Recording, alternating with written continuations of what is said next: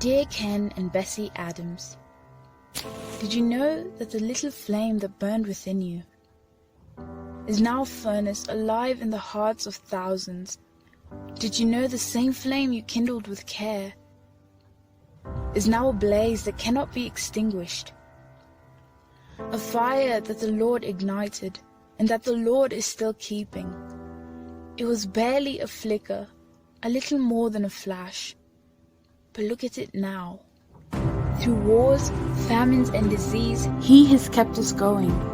8 decades, over 40 countries, 120 bookstores, millions of books distributed, and thousands of missionaries later, the vision is still alive.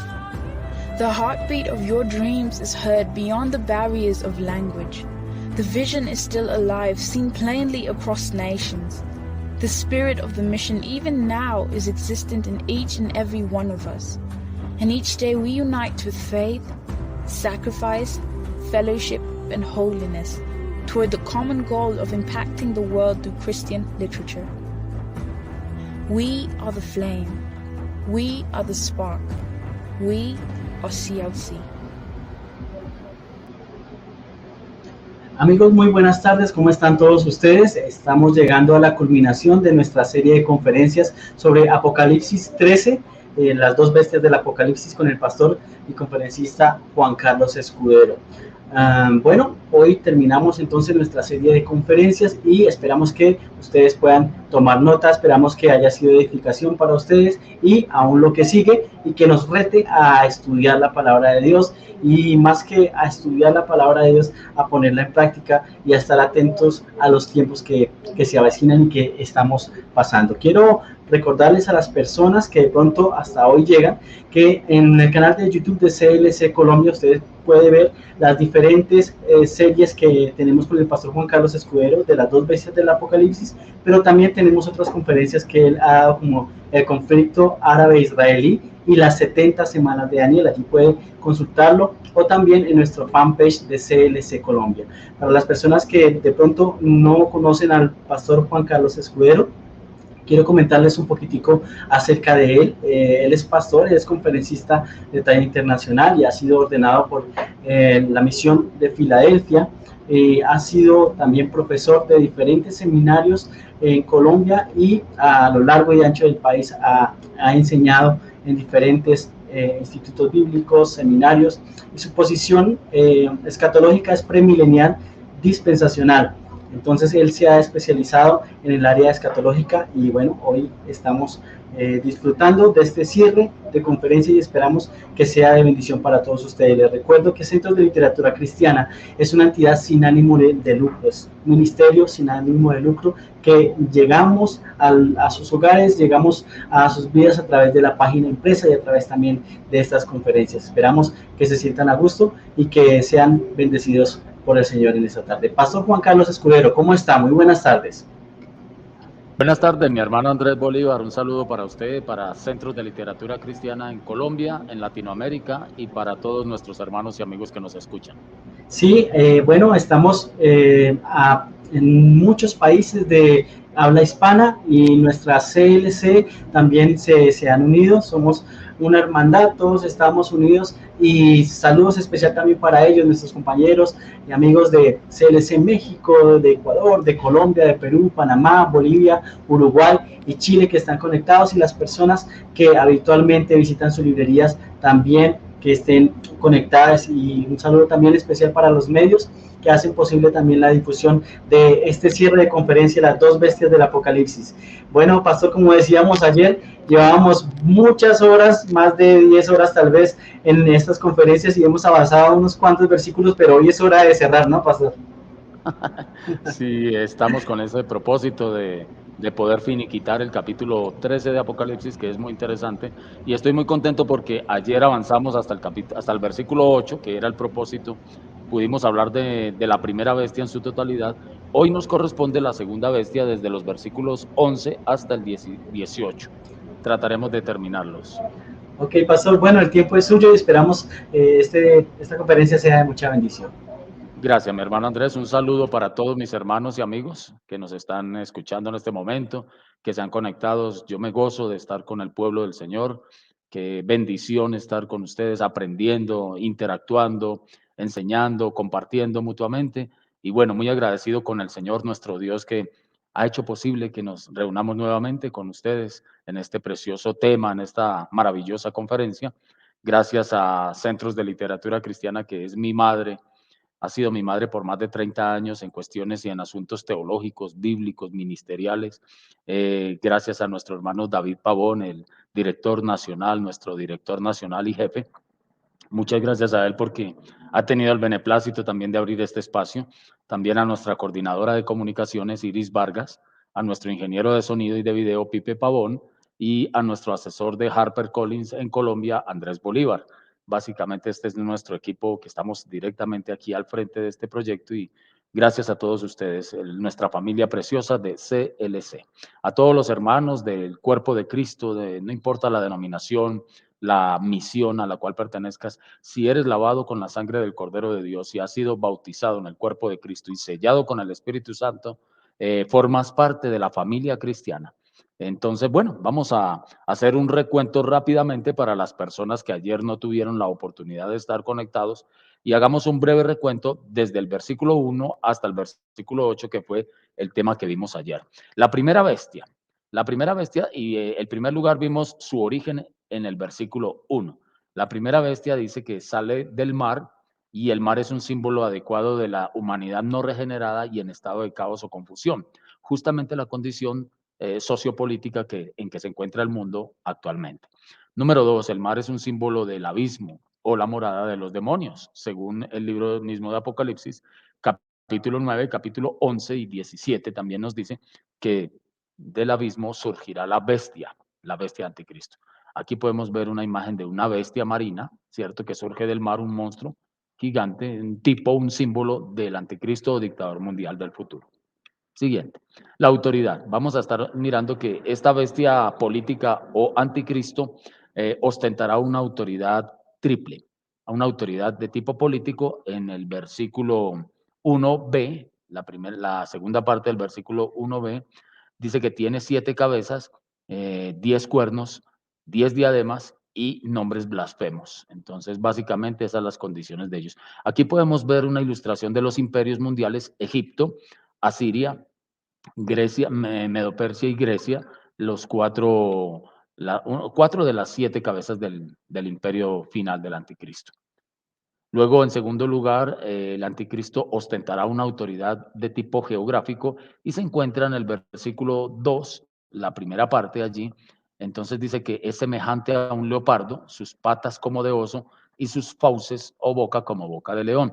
El leopardo es un tipo de Grecia, el oso es un tipo de Medo-Persia, el león es un tipo de Babilonia, son 3 grandes imperios. Aquí estamos mirando un mapa geográfico de la extensión de cada uno de los imperios. El imperio babilónico, el imperio medo-persa y finalmente el más grande de todos con borde naranjo, casi que hasta Persia, hasta la India, es el imperio greco-macedonio. Fíjense que cada vez los imperios se iban agigantando, ¿no? Acrecentando en la medida en que iban siendo sucedidos por los demás imperios. Y en tercer lugar, miramos la autoridad triple, es espiritual. La primera era política, la segunda geográfica y la tercera es espiritual. El dragón que es Satanás en la Biblia le entregará su poder, su trono y grande autoridad. Entonces, esas 3 palabras son bien interesantes. Dunamis, kaisemeiois, kaiterasin. Son 3 palabras en griego que dice que todo esto recibirá el anticristo de parte de Satanás, que viene a ser su padre espiritual. Ahora, el anticristo es un ser humano, ¿no? Es una persona de carne y hueso que será poseída por Satanás mismo. Y cuando hablábamos de la bestia, también veíamos que ostenta doble aspecto. Es un sistema de gobierno o un imperio, a la vez es un ser humano. Muy bien, aquí vemos la autoridad, ¿cierto? Los genocidas, un Adolfo Hitler, uno de los genocidas más grandes del siglo XX, el símbolo de Rusia, la hoz y el martillo del comunismo, y allí vemos una corona. Dice que él recibirá una corona y salió venciendo y para vencer, y ostenta sobre sus 10 cuernos, esta bestia anticristo, 10 diademas de rey. Entonces, por eso vemos una corona allí. Número 3, su ministerio. El ministerio ministerio del anticristo será un ministerio cuádruple. Número uno, promoverá la adoración de Satanás. Este será su máximo propósito y a la vez remedo o pantomima del ministerio terrenal de nuestro Señor Jesús, que era promoverá la adoración máxima. Él siempre fue el Señor Jesús a Dios, su Padre precioso, nuestro Dios, Yahvé de los ejércitos. Número dos, el anticristo promoverá el antagonismo contra Dios. La palabra antagonismo es una palabra doble compuesta griega que quiere decir luchar o batallar en contra de. Entonces, él será el opositor, el luchador, por decirlo así, más poderoso, más fuerte que jamás se ha levantado en contra de Dios. Allí están los versículos 5 y 6. El tercer aspecto del ministerio del anticristo es perseguirá a los santos y no solo los perseguirá, sino que los vencerá, los matará, en el sentido de que los matará físicamente por permiso de Dios. Debemos tener en cuenta que Dios siempre es soberano en estos asuntos de las naciones y lo seguirá haciendo en el transcurso de la gran tribulación cuando el anticristo gobierne. Y en cuarto lugar, él promoverá la adoración de sí mismo. El versículo 8. Ayer terminábamos nuestra conferencia diciendo que finalmente todos los moradores de la tierra adorarán la imagen de esa bestia, los que no habían sido escritos sus nombres en el libro de la vida del Cordero. Allí podemos ver la imagen de una adoración universal, ¿cierto? Vemos los súbditos adorando una estatua, una imagen gigante, y también vemos grupos radicales extremistas decapitando personas porque no se sujetan a su posición filosófico-religiosa o teológica, y vemos una especie de persecución, de rebelión contra Dios, un puño allí levantado en contra de Dios. Todas estas imágenes vienen a representar oposición directa hacia Dios. Entonces, bien, la primera bestia, el antihijo, hay unos aspectos importantes que vamos a estar mirando con relación entre la primera bestia, que es el anticristo, y el verdadero Cristo, que es nuestro Señor Jesús. Número uno, su origen. Cristo descendió del cielo, mientras que el anticristo subirá del abismo. Ahí hay un contraste marcado muy importante a tener en cuenta. Cristo descendió del cielo, mientras que el anticristo subirá del abismo. Y hay una serie de pasajes bíblicos que no los vamos a mirar, pero quedan consignados en nuestra conferencia allí para que usted con tiempo en su casita, allí en su grupo de oración, pueda estarlos mirando detalladamente. Segundo contraste, la presentación. Cristo se presentó en el nombre de su Padre. Todo lo que él dijo, todo lo que él realizó, sus milagros, sus discursos, sus obras preciosas y maravillosas, siempre la presentó, las hizo en el nombre del Padre. Mientras que el anticristo vendrá en su propio nombre. Ese es otro contraste muy marcado entre estos dos personajes. Cristo, el Hijo de Dios, y el anticristo, el Hijo de Satanás. En tercer lugar, su naturaleza. Cristo es el santo y la verdad encarnada. Mientras que, perdón, el anticristo será el inicuo y la mentira encarnada. En cuarto lugar, siguiente imagen, por favor, miramos la actividad. Cristo ministró por 3 años y medio. ¿Cómo nos damos cuenta que el ministerio del Señor duró más de 3 años, entre 3 y 4 años? Porque en el Evangelio de Juan se narra que él asistió a 3 Pascuas, y la Pascua es una de las 3 grandes fiestas anuales de Israel. Por tanto, si él asistió a 3 Pascuas y que la última murió, podemos determinar que su ministerio duró más de 3 años aproximadamente. Exactamente, el anticristo ministrará también por 3 años y medio. Fíjese entonces que son contrastes marcados o imitaciones muy marcadas. Y en quinto lugar, su destino, el destino. Cristo conduce a los suyos a la vida eterna. Ese es el glorioso promesa y el privilegio de todos los que hemos depositado nuestras vidas en la persona de Cristo. Él conducirá a los suyos a la vida eterna y a la gloria, mientras que el anticristo los llevará ¿a dónde? Al juicio y a la perdición eterna. Cristo fue exaltado al cielo, una vez muere, resucita, es ascendido a la gloria, según Hechos capítulo 1, Efesios capítulo 1 y Filipenses 2. Mientras que el anticristo, su destino final será lanzado al lago de fuego para siempre, con Satanás, con el falso profeta y con todos los demonios y con todos los impíos de todos los tiempos. Bueno, muy bien. Entonces, esa es básicamente, a grosso modo, la conferencia que estuvimos compartiendo ayer. Hoy nos compete estudiar la segunda bestia. Entonces, por favor, abra su Biblia en Apocalipsis, capítulo 13, y vamos a estar leyendo desde los versículos 11 hasta el 18, por favor, que ese es el tema del día de hoy y nos refiere a la segunda bestia o falso profeta. Leamos la palabra del Señor. Después vi otra bestia que subía de la tierra y tenía 2 cuernos semejantes a los de un cordero, pero hablaba como dragón y ejerce toda la autoridad de la primera bestia en presencia de ella y hace que la tierra y los moradores de ella adoren a la primera bestia, cuya herida mortal fue sanada. También hace grandes señales, de tal manera que aún hace descender fuego del cielo a la tierra delante de los hombres, y engaña a los moradores de la tierra con las señales que se le ha permitido hacer en presencia de la bestia, mandando a los moradores de la tierra que le hagan imagen a la bestia que tiene la herida de espada y vivió. Y se le permitió infundir aliento a la imagen de la bestia, para que la imagen hablase e hiciese matar a todo el que no la adorase. Y hacía que a todos, pequeños y grandes, ricos y pobres, libres y esclavos, se les pusiese una marca en la mano derecha o en la frente, y que ninguno pudiese comprar ni vender, sino el que tuviese la marca o el nombre de la bestia o el número de su nombre. Aquí hay sabiduría. El que tiene entendimiento, cuente el número de la bestia, pues es número de hombre y su número es 666. Amén. Este es el tema que nos compete hoy, la segunda bestia, y vamos a mirar algunos aspectos de la segunda bestia como son, número 1, su origen. En segundo lugar, su autoridad. En tercer lugar, su sometimiento a la primera bestia. Y en cuarto lugar, su ministerio. Vamos a esbozar estos versículos o esta temática en 4 puntos importantes, como los acabo de mencionar. Entonces, primero, su origen. Versículo 11, la primera parte. Por favor, leamos. Después vi otra bestia que subía de la tierra. Ahí está. Vamos a ver el origen de esta segunda bestia o falso profeta. Su origen. ¿De dónde surge ella? Dice, de la tierra. Al igual que los falsos cristos se han multiplicado a lo largo de la historia de la humanidad hasta culminar en el último anticristo. De la misma manera, en el curso de la historia de la iglesia han habido falsos profetas que finalmente van a desembocar en la figura del gran falso profeta. Muchos anticristos en la historia que van a terminar en el clímax de un hombre llamado anti o falso o en contra de Cristo.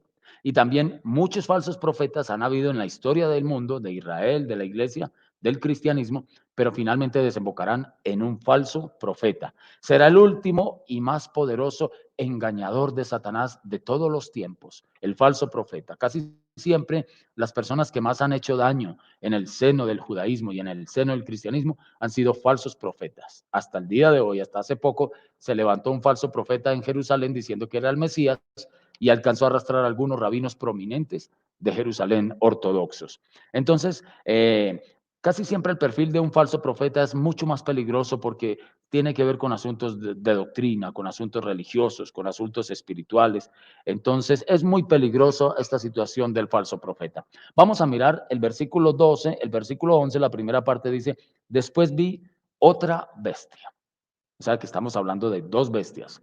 Recuerde que el título de nuestras conferencias es Las 2 bestias del Apocalipsis. Son 2 bestias. La primera es de tipo político diplomático que surge del mar o de las naciones en caos y es el anticristo. El perfil político anticristo que surge del mar. Esta segunda bestia dice que otra bestia.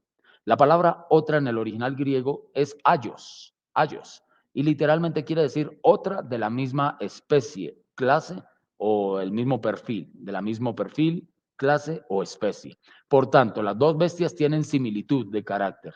Las 2 bestias son de la misma especie, no son muy diferentes. Lo que pasa es que la una se perfila por el ámbito político y la segunda se perfila por el ámbito religioso. Ahora bien, esta primera bestia es una bestia que surge de la tierra y ya estuvimos mirando en tiempos pasados, en las conferencias pasadas y ayer, que la bestia anticristo probablemente sea de origen gentil. Algunos hablan de que es judío, pero esto lo estuvimos mirando en las primeras conferencias, tú las puedes mirar que están allí colgadas en nuestra página de CLC.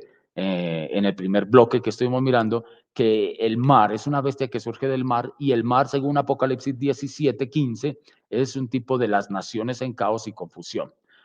Por tanto, según Daniel 9:27 también nos dice, el anticristo es el príncipe romano que destruyó la ciudad de Jerusalén. Por tanto, nosotros podemos definir que el anticristo es un hombre de perfil y del ámbito de la gentilidad o de gentil. Muy bien, pero esta segunda bestia surge de la tierra y la tierra en escatología bíblica equivale a la tierra de Israel. Por tanto, creemos más bien que la bestia, que tiene un perfil de judaico, un perfil religioso judío y que va a ser quien va a descarriar al pueblo de Israel para que reciban al anticristo, es el falso profeta. Ahora, los reformadores hace 500 años, Martín Lutero, Juan Calvino, Felipe Melanchthon, todos los grandes reformadores, ellos identificaban dos bestias en Apocalipsis. La bestia pagana, que era la bestia política, anticristo lo llamaban, y también la segunda bestia o el falso profeta, ellos decían que era la Roma papal. Entonces no estaban muy lejos de la verdad diciendo eso, que la bestia pagana era el imperio como tal, los emperadores, y que la bestia religiosa, la segunda bestia, era la Roma papal.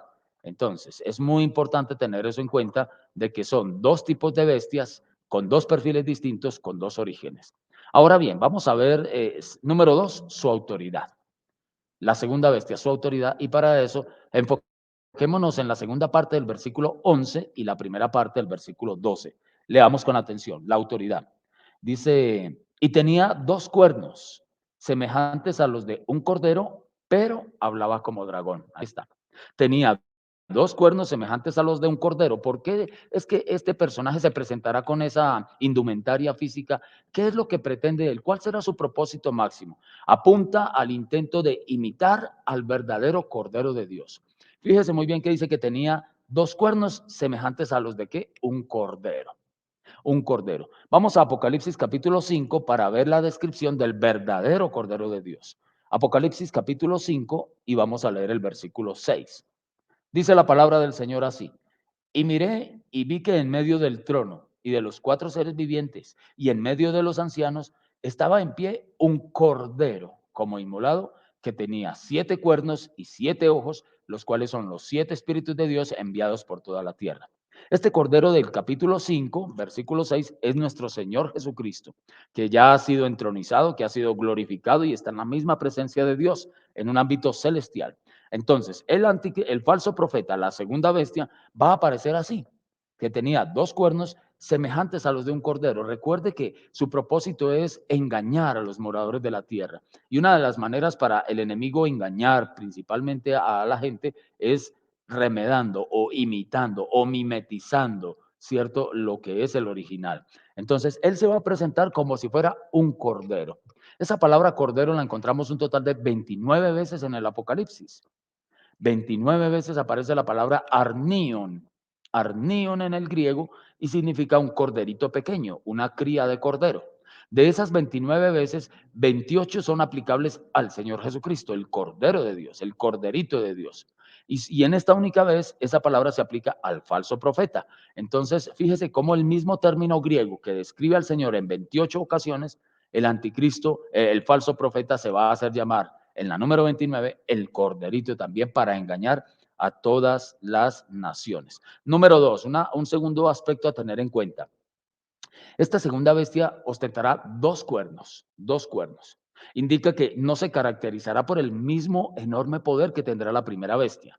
La primera bestia ostentará 10 cuernos, que el 10 es un número de perfección o totalidad en la numerología bíblica. 10 cuernos ostentará el anticristo, pero esta segunda bestia ostenta tan solo 2. ¿De qué nos habla? Entonces, su poder es un poder delegado, es un poder inferior comparado con el del anticristo. El poder pleno está en la primera bestia, pero el poder delegado lo encontramos en menor grado en esta segunda bestia. Ahora, otra diferencia que debemos tener en cuenta entre las dos bestias.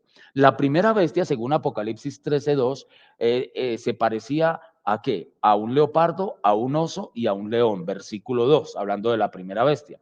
Se comparaba a un leopardo, a un oso y a un león. Mientras que el falso profeta en el versículo 12, en el versículo 11, aparece tan inofensivo como un corderito.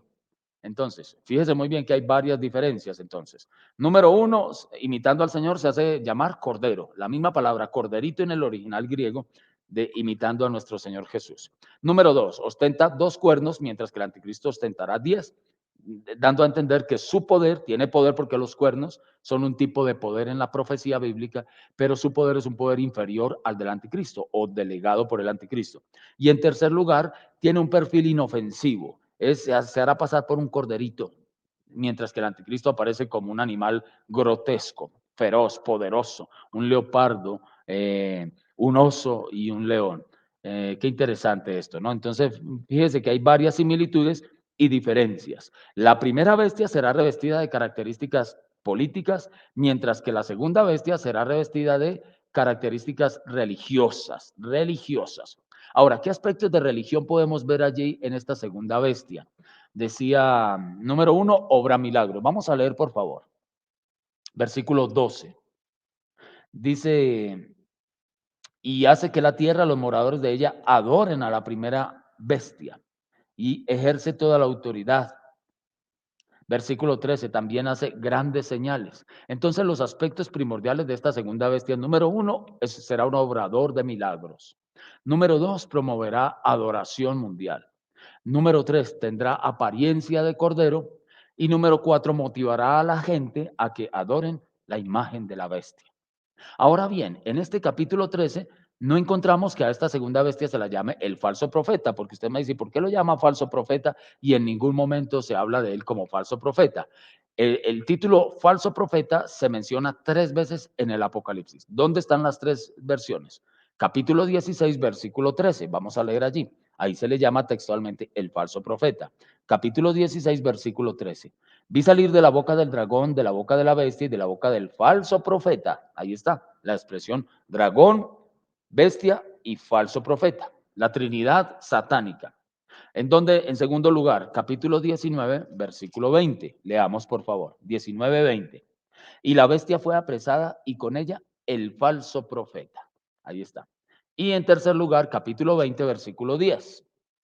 Y el diablo que los engañaba fue lanzado al agua de fuego y azufre, donde estaban la bestia y el falso profeta. Entonces encontramos allí 3 referencias con el nombre textual, el falso profeta, para referirse a este personaje siniestro, a esta segunda bestia que aparece como la encarnación del engaño, encantador, inofensivo, atractivo, hermanos queridos. Entonces, eso es lo más peligroso de un falso profeta, que aparezca con esos perfiles, carismático, encantador, atractivo, atrayente y a la vez inofensivo. Es muy peligrosa esta situación. Vamos a avanzar por favor la diapositiva, su sometimiento a la primera bestia. Allí vemos entonces el perfil religioso de esta segunda bestia, como los reformadores llamaban a la segunda bestia el Vaticano, la Roma papal, y esta es la Plaza de San Pedro en el Vaticano, en Roma. Allí vemos cómo es una religión de alcance mundial, es la religión más grande del mundo, seguida del Islam, y maneja una gran cantidad de historia. Tiene una historia bastante interesante que probablemente estaremos mirando algunos apartes en esta segunda conferencia. La segunda bestia, entonces, su sometimiento a la primera bestia. Dice que la primera bestia será revestida de características políticas, mientras que la segunda bestia o religiosa es un carácter religioso. Ya estuvimos mirando allí, siguiente diapositiva, por favor, sus obras, sus milagros, sus maravillas. Siguiente diapositiva. Allí vemos cómo se reúnen, cómo hay una reunión de los principales líderes del mundo religiosos. En la parte izquierda vemos hinduismo, islamismo, confucianismo, cristianismo, catolicismo, budismo, una cantidad de religiones allí congregadas y consagradas a su posición filosófica. Siguiente, por favor. Su sometimiento a la primera bestia. Vamos a leer el versículo 12 del capítulo 13 de Apocalipsis, la parte B. Y dice, y hace que la tierra y los moradores de ella adoren a la primera bestia. Ahí nos vemos muy bien, muy claramente, que la primera bestia, el anticristo, ejercerá toda la autoridad que Satanás le delegó a la primera bestia anticristo. Es un remedio de nuestro Señor Dios. Dios el Padre le delegó toda autoridad, toda potestad a su Hijo el Señor Jesucristo. Entonces, de esta misma manera vemos que el falso profeta, la segunda bestia, actuará con una autoridad con que le investirá al anticristo. La primera bestia demuestra poder, la segunda bestia ostentará propaganda. En realidad, quien va a hacer una publicidad mundial, quien va a descarrilar a todas las naciones para adorar la primera bestia, esa es una tarea de la segunda bestia, el falso profeta. Ahora, muy bien, leamos esta parte interesante. Es interesante recordar que los emperadores romanos de aquel tiempo, del siglo I, en el tiempo de Juan, empezando por Nerón, por Calígula, por Domiciano, por Trajano, por todos estos emperadores romanos del siglo I, II y III, ellos exigían para ellos mismos un carácter divino y sus estatuas, sus efigies, sus ídolos o imágenes eran exigidas como tipos de adoración. A los cristianos del primer siglo se les exigía lo mismo. Ellos murieron muchos cristianos en el siglo I, II, III y parte del cuarto murieron porque se negaron a adorar la imagen del emperador romano. Ahora bien, este hombre, el anticristo político, vendrá a ser el último emperador romano de todos los tiempos y el lugarteniente, el líder religioso, falso profeta, será el inspirador de que todas las naciones adoren la imagen, la efigie o, por decir algo, la misma estatua del emperador mundial romano llamado anticristo. Ahora, fíjese muy bien que aparecen varios verbos allí en el versículo 12. Ejerce, está hablando del falso profeta, ejerce. Y luego dice, y hace que la tierra y los moradores de ella adoren a la primera bestia. Estos dos verbos se encuentran en un tiempo presente de indicativo, lo cual nos habla de que él hará continuamente, ejercerá su poder, ejercerá toda la autoridad. Eso lo va a hacer durante todo el tiempo de los 3 años y medio finales de la gran tribulación. Y también dice, y hace, es un tiempo presente, hace continuamente que la tierra y los moradores de ella adoren a la primera bestia cuya herida mortal fue sanada. Entonces, es bien interesante ver que prácticamente el agente ejecutivo del anticristo será el falso profeta, de la misma manera que el agente ejecutivo de la Santísima Trinidad es el Espíritu Santo. Fíjese muy bien, hermano y amigo, que el Espíritu Santo siempre controló, dirigió y llevó a feliz término toda la carrera ministerial del Señor Jesucristo.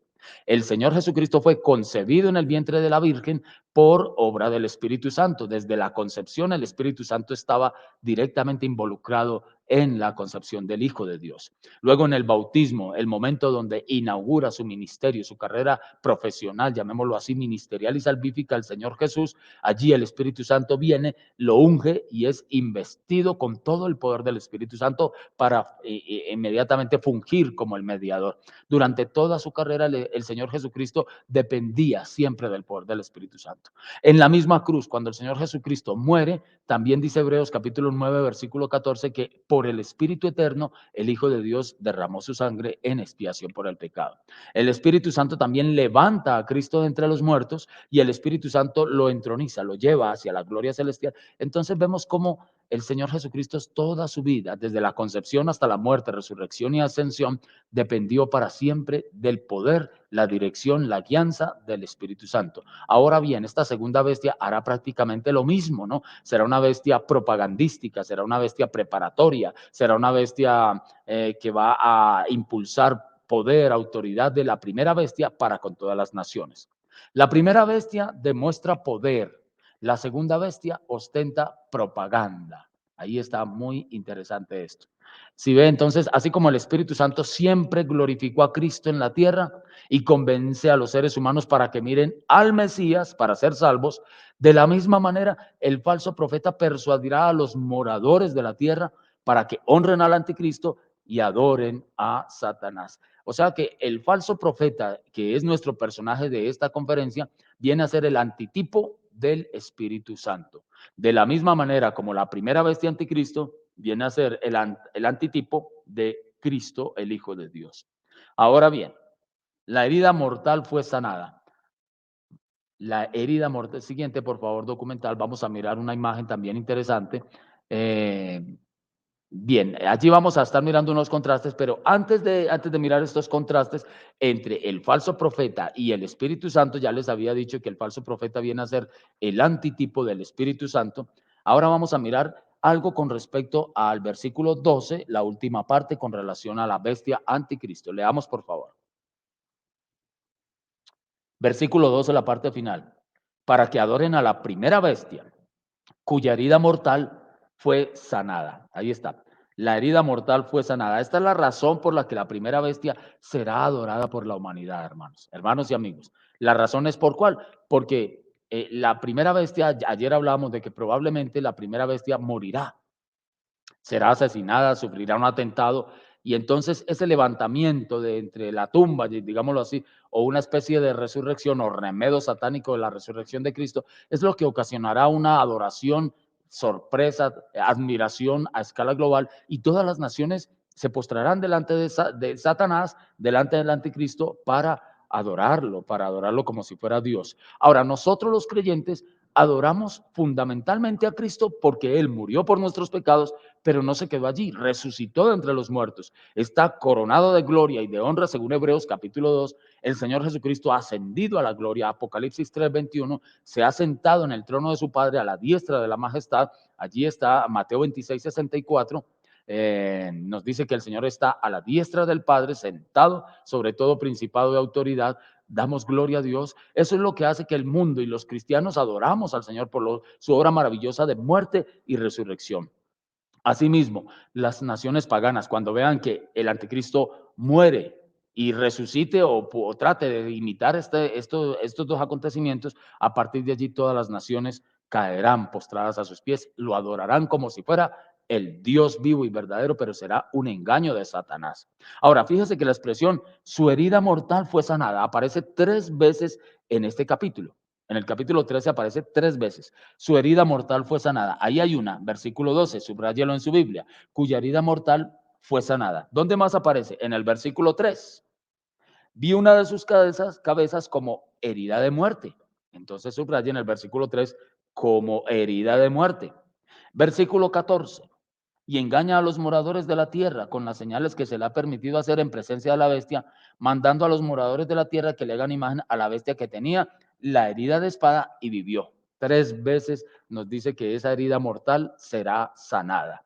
Ahora bien, ahora sí vamos a comparar entonces el ministerio del falso profeta con el Espíritu Santo. Número 1, el falso profeta será fuente de profecías mentirosas. Tenga mucho cuidado en estos tiempos donde se profetiza. Hay iglesias donde ya no se abre la Biblia, sino que se ministra inmediatamente a la gente, se impone manos, se empuja a la gente y se les dice, así dice el Señor, sin abrir la Biblia, sin tener fundamento bíblico. Esto es muy delicado, esto es muy peligroso, porque Apocalipsis 13, versículo 11, nos dice que el falso profeta será fuente de profecías mentirosas. Mírelo, ahí está, fuente de profecías mentirosas, mientras que el Espíritu Santo es la esencia de toda profecía verdadera. Segunda de Pedro, capítulo 1, versículo 21. El segundo contraste entre el falso profeta y el Espíritu Santo. El falso profeta glorifica al anticristo. Esa será su máxima perfil ministerial, de la misma manera que el Espíritu Santo administra y glorifica a Cristo. Quiero decir algo muy importante. En todo culto, en toda celebración, en todo concierto, en toda administración donde haya pueblo de Dios, que se haga más énfasis en el Espíritu Santo que en Cristo, allí no hay sana doctrina. Porque el ministerio del Espíritu Santo siempre lo dirigirá a que toda la iglesia, a que todo el pueblo adore al Hijo de Dios. Esa fue la función suprema del Espíritu Santo, según lo profetizó el Señor en Juan capítulo 16, versículo 14. Cristo le dice a sus discípulos antes de partir a la gloria, les dice, cuando Él venga, el otro consolador, Él me glorificará a mí, porque tomará de lo mío y se lo hará saber a ustedes. Entonces, muy interesante. Todo movimiento, toda congregación, todo ayuno, toda oración, todo concierto, toda aglomeración espiritual, religiosa, congregacional, donde se le dé la gloria más al Espíritu Santo que a Cristo, ese no es el orden bíblico. El orden bíblico siempre ha sido, y el mover del Espíritu de Dios, el verdadero Espíritu Santo de Dios, es llevar a toda la gente, a toda la raza humana, a los creyentes, a adorar al único que es digno, al Hijo de Dios. El falso profeta hará eso mismo. Él no se va a promover a sí mismo. El falso profeta tiene un propósito supremo y es hacer que toda la tierra adore a la primera bestia. Adore a la primera vez. Ahí está muy claramente. Mire lo que dice el versículo 14. Mandando a los moradores de la tierra que le hagan imagen a la bestia. Y el versículo 12 también dice, hace que la tierra y los moradores de ella adoren a la primera bestia, muy claramente. Versículo 12 hace, el falso profeta hará, impondrá sujetará a las naciones para adorar a la primera bestia. Y en el versículo 14 dice, mandará a los moradores de la tierra que le hagan una imagen y adoren a la primera bestia. Ese exactamente, mis hermanos y amigos, damas y caballeros, será el ministerio del falso profeta, como lo ha sido el ministerio del Espíritu Santo de Dios. El Espíritu Santo es Dios, igual que el Padre y el Hijo, pero así como el Hijo de Dios, siendo uno en esencia, uno en naturaleza con Dios el Padre, pero en funciones se subordinó temporalmente en los tiempos de su encarnación, se humilló a sí mismo. La doctrina kenótica o del vaciamiento de Cristo, no de sus atributos, pero sí el ejercicio independiente de sus atributos divinos, los guardó durante su encarnación. Asimismo, Cristo siempre se dedicó a glorificar al Padre. Luego el Espíritu Santo ha sido enviado por el Padre y por el Hijo a la tierra, glorifica a Cristo. Ese es el orden, fíjese muy bien. El orden bíblico es el Hijo glorifica al Padre por sobre todas las cosas. Luego viene el Espíritu Santo y glorifica al Hijo por encima de todas las cosas. Asimismo será en tiempos de la Trinidad infernal. La bestia anticristo adorará en primer lugar, el primer propósito de su ministerio es hacer que el mundo adore a Satanás. Eso lo vimos en Apocalipsis 13:4. Y adorarán al dragón en primer lugar, y en segundo lugar, y adoraron la bestia. Entonces, lo mismo, el anticristo hará que el mundo entero adore a su padre, Satanás. Adore a su padre Satanás. Luego viene el Espíritu Santo, también subordinado al anticristo, y hará que el mundo entero adore a la primera bestia o al hijo de Satanás o al anticristo. Muy bien. Y tercer contraste que encontramos allí, el falso profeta obligará a llevar la marca de la bestia en la frente o en la mano derecha. Quien va a imponer sobre la raza humana esa marca obligatoria no es el anticristo, es el falso profeta. Una vez más, el falso profeta será el agente ejecutivo del poder del anticristo. El anticristo ostenta poder, pero el falso profeta es su agente directo, el que mueve masas, el que lleva a las naciones a adorar al anticristo y el que impondrá la marca de la bestia para que adoren a la primera bestia. Entonces, el falso profeta obligará a llevar la marca de la bestia, mientras que el Espíritu Santo, el mismo es el sello de Dios. Efesios 1:13, Efesios 4:30. Cristo, cuando una persona recibe al Señor en su corazón, lo primero que hace el Señor es sellar a esa persona con la persona y la presencia misma del Espíritu Santo de Dios. Entonces, muy claramente allí. Ahora, siguiente diapositiva, por favor. Las características del ministerio del falso profeta. Este hombre ejercerá 5 características. Leamos, la primera, ejercerá el poder de la bestia. Acabo de decir que será el agente ejecutivo de la bestia. Número 1. Número 2, llevará a cabo la voluntad de la bestia. Llevará a cabo la voluntad de la bestia, así como el Espíritu Santo es quien hace que toda la dirección, toda la voluntad, toda la gloria, toda la alabanza sea para el Hijo de Dios. Tercero, demandará absoluta adoración para la bestia, exactamente igual como hace el Espíritu Santo, hace que todo el mundo adoremos a Cristo glorioso, al Hijo de Dios. En cuarto lugar, le da poder a la imagen de la bestia. Wow. Ese poder viene del falso profeta, el líder religioso. Le dará poder a esa imagen de la bestia para que la imagen recobre vida, hable y haga matar a todo el que no la adore. Y quinto, participará de la condenación final juntamente con la bestia. Así que ambos comparten su origen, comparten su ministerio y compartirán su destino. Damas y caballeros, hemos terminado el primer bloque de nuestras conferencias.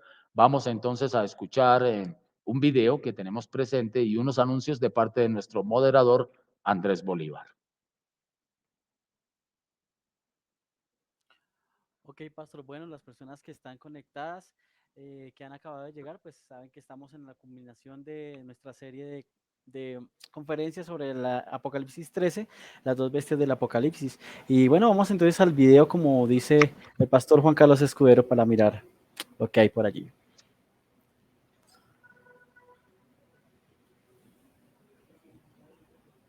Creo que el video es sobre lo que está sucediendo actualmente y que tiene que ver con las profecías bíblicas, Pastor. Sí, claro que sí, son actualidad mundial. Ok, bueno, mientras que nuestro director ubica el video, quiero también recomendarles algunos libros que tenemos disponibles para que puedan seguir estudiando este tema. Está, por ejemplo, el curso de formación teológica, el número 9, que es la posición que maneja el pastor Juan Carlos Escudero.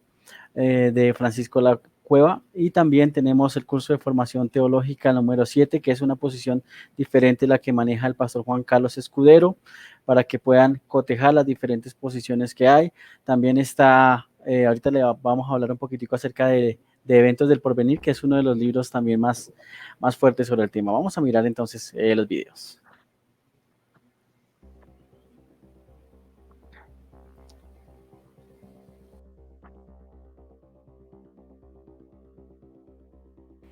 La carrera por la vacuna se libra también en el tablero internacional, una partida entre las principales potencias del mundo para hacerse con la posición hegemónica tras la pandemia. David, hubo una primera carrera por la producción de la vacuna, ahora hay otra por vacunar más y más rápido. ¿Cómo va a afectar esto al equilibrio de poderes entre potencias? Como tú decías, realmente ha habido 3 grandes carreras en todo esto del coronavirus. La primera, no hay que olvidarlo, ocurrió en los primeros meses, en febrero o marzo, cuando todos los gobiernos se disputaron, por ejemplo, respiradores, materiales sanitarios para hacer frente a la pandemia. Una segunda carrera se ha producido por a ver quién producía antes la vacuna, y una tercera se está produciendo. El país que consiga antes inmunizar a su población va a tener una ventaja muy considerable sobre el resto de estados. Sin duda alguna, en el corto y medio plazo no solo tenemos que hablar de qué país tiene más recursos económicos, qué país tiene más recursos militares, sino qué país ha logrado antes inmunizarse frente al coronavirus.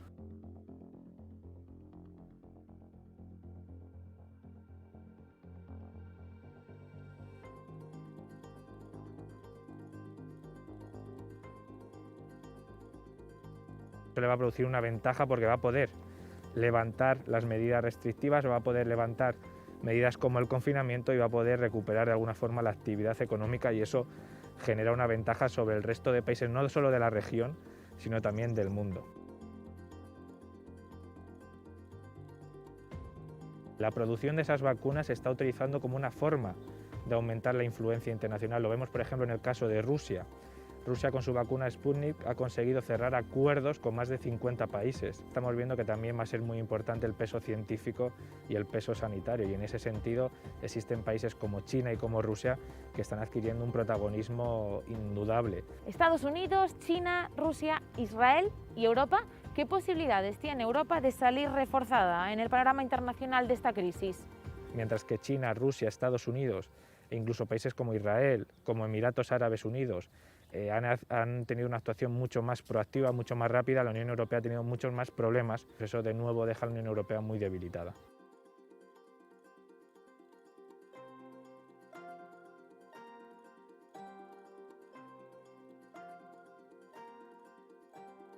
Desde la Unión Europea se pretende centralizar y canalizar todos los esfuerzos a la hora de producir y comprar vacunas contra el coronavirus, y sin embargo existen algunos países como Hungría que, viendo el ejemplo del Reino Unido, entienden que ellos mismos tienen la capacidad para adquirir esas vacunas y no quieren esperar de alguna forma los tiempos que marcan desde Bruselas.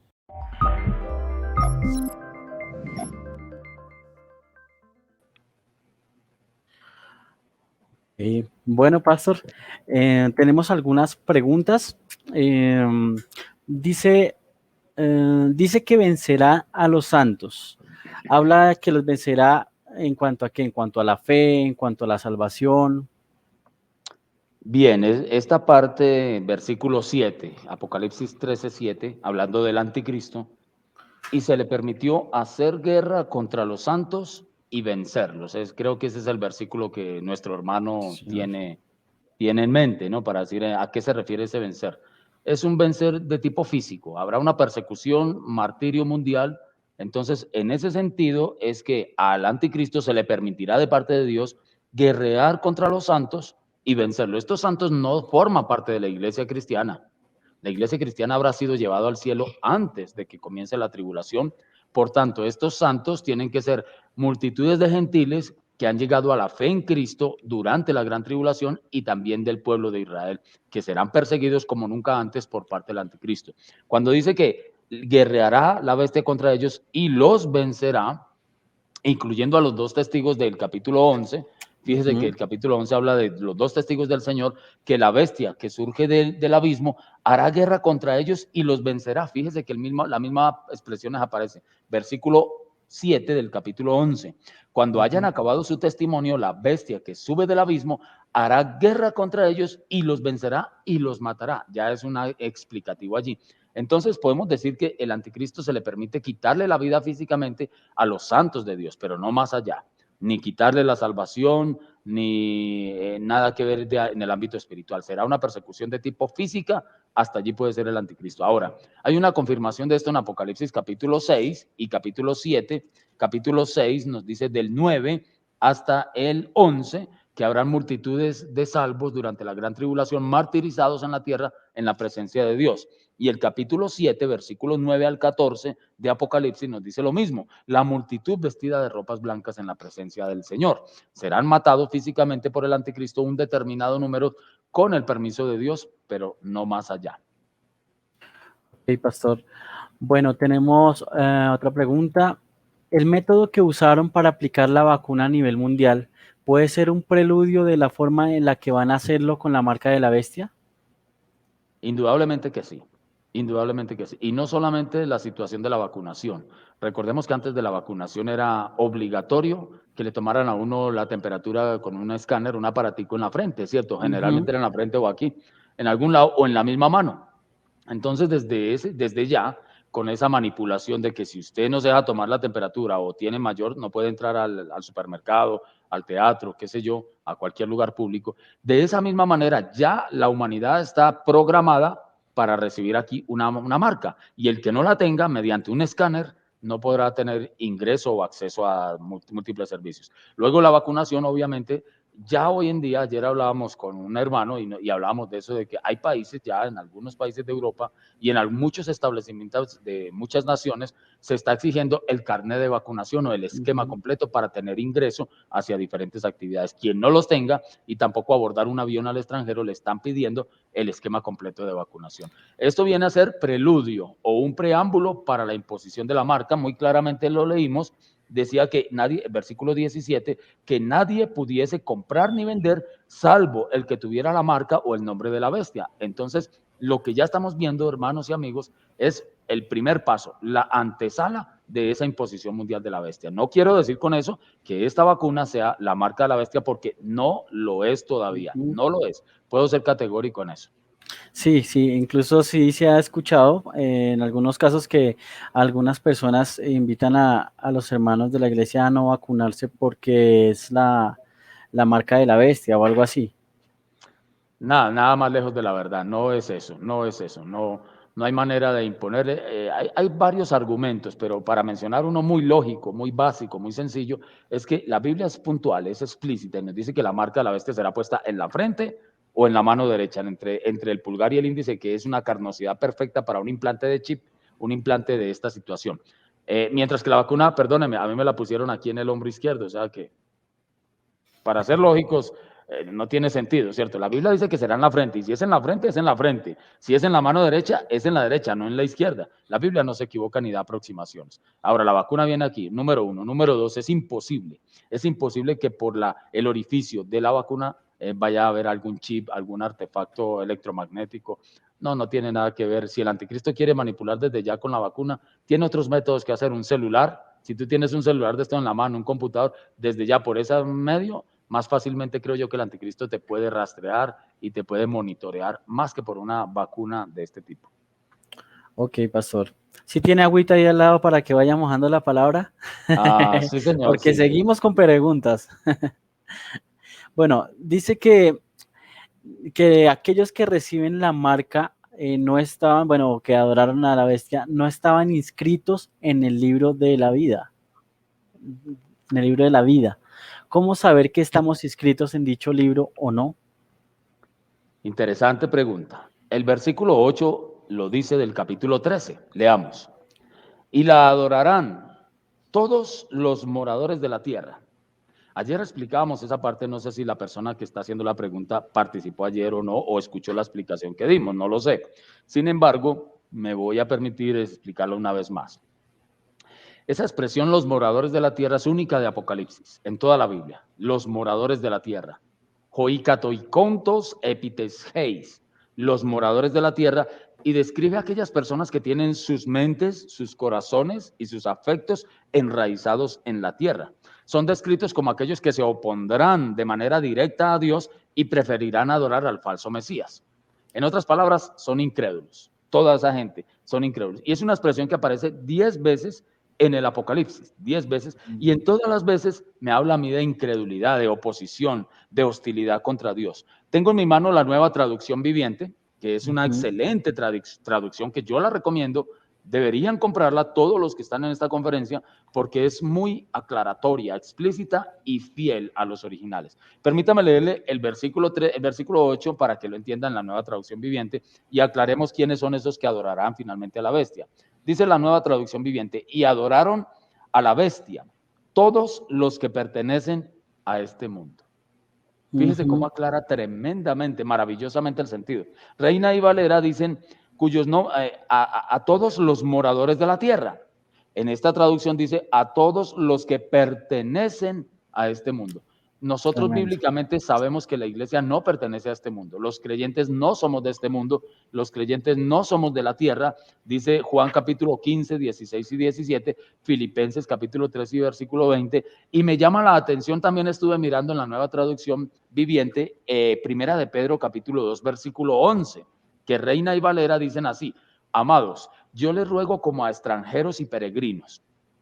La palabra peregrinos es la misma, tiene la misma raíz de estos moradores de la tierra. Fíjese cómo traduce la Nueva Traducción Viviente, Primera de Pedro 2:11.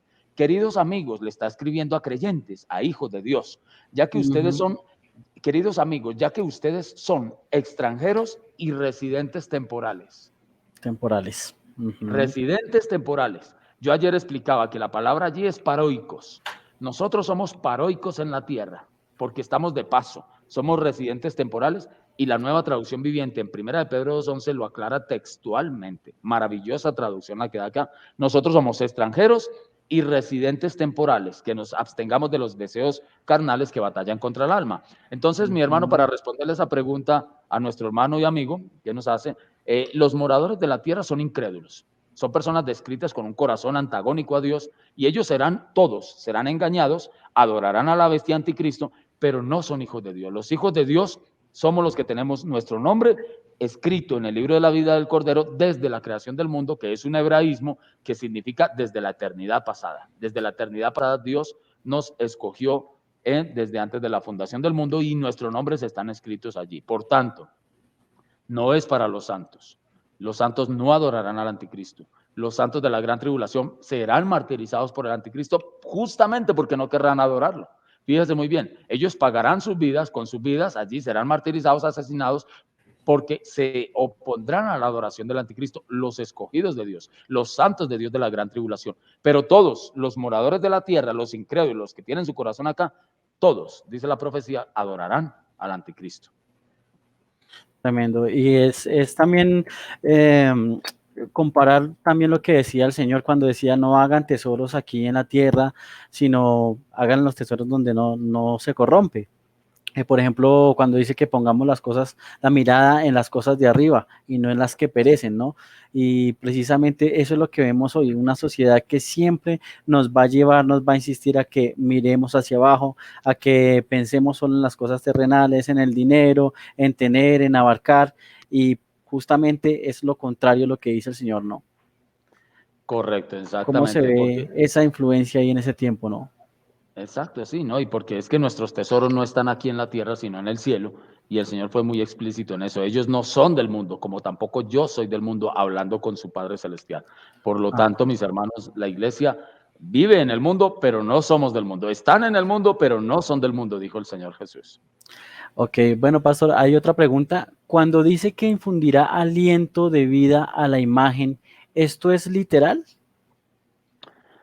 Que está una imagen ahí, entonces el anticristo opera de una forma milagrosa y lo hace como vivir o algo así. ¿Cómo será? Sí, lo más probable, lo más certero es que sí le tenga esa facultad de darle vida robótica, se llama esto, y nosotros ya somos testigos en este momento de que en Japón, en China, están haciendo hablar robots, están haciendo caminar, interactuar con personas, hablar, y son robots. Lo más interesante es eso, es que yo he visto esos documentales donde allí hay un robot y la gente le hace preguntas, el robot sonríe, mira, parpadea, es impresionante, parece que fuera un ser humano y viene a ser como un androide, como una especie de robot que cobra vida. Entonces estamos muy cerca de esa situación donde el falso profeta infundirá aliento. Fíjese que la palabra aliento allí es neuma, el mismo espíritu, viento, neuma, aliento. Entonces es como si el falso profeta de su espíritu satánico soplara sobre ese robot, sobre esa imagen, y la imagen va a cobrar vida, va a hacer que todo el mundo la adore, so pena de muerte. Eso puede ser literal, puede ser literal. Ok. Como pasó con Daniel, bueno, estaba pensando ayer mientras que usted hablaba que hay muchas ideas, tanto en Daniel como en otros pasajes bíblicos, referente a cuando hacen a las personas adorar a cierta estatua, a cierto monumento, ¿no? Y cómo se prepara el corazón para cuando llegue esto que habla aquí el Apocalipsis, ¿no? Hermano Andrés, usted acaba de darme un dato muy importante y me da pauta para que yo amplíe un poquito sobre eso. Fíjese que esa misma escena de Apocalipsis 13, que una imagen va a cobrar vida y va a exigir adoración mundial a cambio de la muerte, quien no lo haga, justamente en Daniel capítulo 3, que todos los hermanos y amigos que nos estamos conectados, debería de consultar una vez terminada esta conferencia, Daniel capítulo 3, donde vemos que allí hay una estatua. Nabucodonosor manda hacer una estatua con dimensiones de 60 codos por 6 codos. Fíjate muy bien que no, Ok. es algo bien curioso con el 666 de Apocalipsis 13, 60 codos de altura por 6 de ancho. Es una estatua de Nabucodonosor y quien la manda a hacer es un pregonero. Fíjese que hay un pregonero que anda diciéndole a todo el mundo: quien no se postre ante la imagen de nuestro gran rey Nabucodonosor será hecho pedazos. Ese pregonero de Daniel capítulo 3, que fue enviado por el rey Nabucodonosor exigiendo adoración, ¿a quién viene a ser un tipo? Es un tipo del falso profeta, porque el falso profeta es el pregonero del anticristo, ordenándole a todo el mundo que al son de la bocina, de la flauta, del tamborín, de la zampoña, adoren a la imagen de la bestia. Entonces, desde los tiempos de Daniel, fíjese muy bien, ya había una imposición sobre la humanidad para adorar la imagen de un emperador. Ahora, muy bien, hay algo bien curioso y bien interesante allí. A lo largo de los siglos se han erigido imágenes, estatuas de una clase, de otra, a los pueblos y se les ha exigido adoración. Por ejemplo, ¿qué ejemplos tenemos? La imagen dorada de Nabucodonosor en Babilonia. Muchos hombres murieron por no adorarla. Número 2, el altar de Zeus que Antíoco el Sirio, Epífanes, levantó en el templo de Jerusalén. Él profanó el templo en el siglo II a.C. y exigió adoración de esa estatua y de sí mismo, Antíoco Epífanes, instrumento de Satanás. Número 3, el intento de un emperador romano llamado Calígula en la década de los 50. Él quiso que su estatua se colocara en el lugar santísimo del templo y eso ocasionó una revuelta de los judíos impresionantes cuando ese loco Calígula pretendió ser Dios. Número 4, la estatua de Domiciano, el emperador romano del siglo I, que envió a Juan a Patmos, allí escribió el Apocalipsis. Él levantó una estatua en el templo de Éfeso. Y Éfeso era la capital de la provincia de Asia, y por eso se desató una persecución de todos los cristianos en la provincia de Éfeso, que hoy en día es toda Turquía, un país grande, bastante grande. Entonces Domiciano levanta una estatua y exige adoración, y muchos cristianos pagaron con sus vidas por eso. Otro símbolo, la esvástica de Hitler en la Alemania nazi. Todo el que pasara por delante de esa estatua, de esa cruz, perdón, de esa imagen, tenía que levantar la mano y saludar ¿a quién? Al Führer, al líder, al emperador Adolfo. La hoz y el martillo de la Unión Soviética es otro de los símbolos de adoración en la Unión Soviética, y finalmente la estatua del anticristo exigirá lo mismo, adoración. Entonces eso viene desde la antigüedad, desde los tiempos de Daniel, Antíoco Epífanes, Calígula, Domiciano, Hitler, la Unión Soviética, y terminará el anticristo. Y termino diciendo con esto, qué interesante que los tiempos de los gentiles que comenzaron con el imperio babilónico, comenzó con el culto a una imagen de Nabucodonosor el emperador. Los mismos tiempos de los gentiles, que han durado 2500 años, comenzaron con la adoración de una imagen del emperador Nabucodonosor, terminarán de la misma manera con una imagen del emperador mundial llamado Anticristo. De esa manera empiezan y terminarán los tiempos de los gentiles. Ok, como vemos cómo la Biblia entonces se va compaginando y va armando como esas partes que se unen, ¿no? Tanto en el Antiguo Testamento como en el Nuevo Testamento. Y también entonces sería muy bueno mirar de qué forma actuó Daniel y de qué forma actuaron esas personas que no adoraron la bestia, ¿no? Claro que sí, ahí hay una decisión de vida o muerte. Y vendrá ese tiempo de persecución, que no va a ser en este tiempo, porque el anticristo no se va a manifestar en este tiempo, porque la iglesia del Señor está aquí como el dique de contención y el Espíritu Santo está conteniendo la manifestación del misterio de la iniquidad. Pero una vez la iglesia sea llevada y el Espíritu Santo se haga a un lado, entonces se desarrollará sin precedentes el misterio de la iniquidad. Y entonces, como en los tiempos de Daniel, la gente tendrá dos opciones: o adoran la imagen o son asesinados. No habrá una tercera opción. De ahí que vienen los mártires por millones de Apocalipsis 6, del 9 al 11, 7, del 9 al 14 y 12, del 11 al 15 del libro del Apocalipsis. Pastor, ¿cuál es tu posición acerca de cuál será la marca o de qué será la marca? Dada la tecnología, el avance tan impresionante que hemos tenido, la nanotecnología, la robótica, que ahora es la quinta revolución industrial, estamos ya en los fines de esta situación, cada vez es más pequeño, más diminuto, la tecnología, toda esta situación, yo estoy casi que convencido que esa marca de la bestia es un chip, es un microchip. Ahora, fíjese muy bien que la palabra marca en el griego es caragma. Caragma, dice, la marca de la bestia en el griego es caragma y se escribe charagma. Entonces, el caragma, ¿de dónde viene eso? La palabra caragma, marca, viene de la palabra carácter, que es lo que usted es como persona. La esencia de una persona se define como el carácter de esa persona. Entonces, de ahí viene la marca o el carácter. ¿Sí ves? ¿Sí se están dando cuenta? El caragma, la marca, viene de carácter, que es la esencia de una persona. Entonces, básicamente, es algo que se le va a implantar en su misma constitución, en su misma naturaleza. Esa marca, esa caragma será implantado en el carácter mismo de las personas. Entonces yo estoy convencido de que la única manera será algo electrónico, diminuto, puede ser un microchip, básicamente es lo que yo me atrevo a decir. ¿Qué significa el 666? ¿Esto no habla de Nerón, el emperador? Bueno, históricamente hay muchos nombres, incluyendo el de Nerón emperador en el hebreo, otros en el griego, que el número de su nombre marca esa suma, ¿no? Generalmente los nombres de las personas y de los grandes hombres de la Biblia y anticristianos han dado equivalencias. Sabemos que el número equivalente de Jesucristo en griego, Yeshua HaMashiach, suma un total de 777. La gematría del nombre de Jesús en el hebreo es 777. De este nombre, por eso dice que es el número de su nombre, ¿cierto? 666. Es número de hombre y su número es 666, pero dice que el que no tuviera la marca o el nombre de la bestia o el número de su nombre, o sea, el número que equivale a su nombre. Básicamente los judíos siempre han manejado gematría, se llama el estudio de la equivalencia numérica de los nombres. Entonces, muchos lo han identificado con Nerón, otros con Napoleón, otros con Hitler. Los historicistas, nuestros hermanos evangélicos historicistas, que manejan esta posición de que el Apocalipsis es un libro que ha venido desarrollándose desde el siglo I a lo largo de 20 siglos, es lo que ellos enseñan, de que pudo ser el emperador Nerón que resucitó y que el anticristo será Nerón resucitado y su nombre suma 666. Nosotros disentimos de esa posición teológica. Nosotros creemos que este hombre anticristo nunca ha sobrevivido. No es Nerón, no es Napoleón, no es el Papa, no es Hitler, no es ninguno de los personajes de la historia pasada. Este hombre es futuro, aguarda su manifestación y su posición satánica del futuro. Y creo yo que ni la misma iglesia sabrá quién es, porque este hombre se manifestará o se revelará o hará su apocalipsis después justamente de que nosotros nos vayamos. Entonces, después de que la iglesia sea raptada, la gente que quede fácilmente podrán discernir quién será el anticristo, porque empezará a haber publicitación de este hombre, de su carrera ministerial, y podrán fácilmente identificarlo con base en este capítulo. Pero antes no creo. Bueno, pastor, ¿por qué los santos que se nombran en este pasaje no hacen parte de la iglesia si creen en Dios y son redimidos? Bien, porque la iglesia ha sido un cuerpo especial del Señor, fundada en Pentecostés. Fíjese muy bien, hay algo bien interesante.